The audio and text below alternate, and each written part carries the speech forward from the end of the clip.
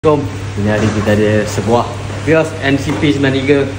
Okey, BIOS NCP ni 93 ni bunyi di bahagian bawah. Okey, kalau macam BIOS NCP93 ni kan, ataupun NCP150 yang pakai APS lah, dia memang takkan lari daripada bunyi sharing rack dia.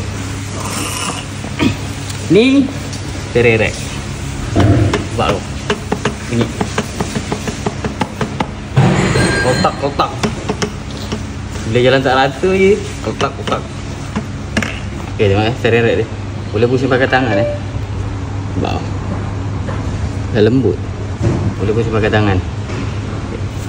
Selain tu kita check bahagian lain pula lah, seperti lower arm dia. Kita tengok merekah di bahagian bush. Bahagian bush lower arm dia merekah. Ni pun kalau dia dah merekah ataupun dia dah pecah, dia pun akan menghasilkan bunyi bila kita jalan tak rata.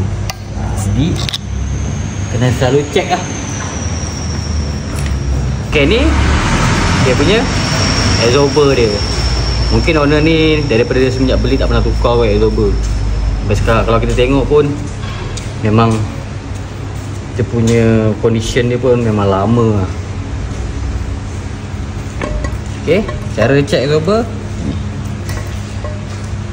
tarik dulu dia punya shaft ni, kita tekan lembut kita boleh tekan macam tu je. Lepas tu dah tak nak naik dah, mati dah. Okay, ni kawasan absorber lah, seperti mounting dia. Kalau kita tengok mounting dia ni, dia dah menurun tau. Mounting dia dah menurun. Okay, ini dia punya step babush. Ni selalu juga bunyi ni. Bila tukar sharing rack, dah turun frame, kena check benda ni sekali. Takut benda ni dah ada free, kita terlepas pandang, ingatkan bunyi sharing rack, rupanya bunyi benda ni. Okey, itu sajalah untuk perkongsian hari ini. Selamat berbuka puasa. Jika ilmu ni bermanfaat dan kita boleh kongsikan pada semua orang, kita share lah. Assalamualaikum.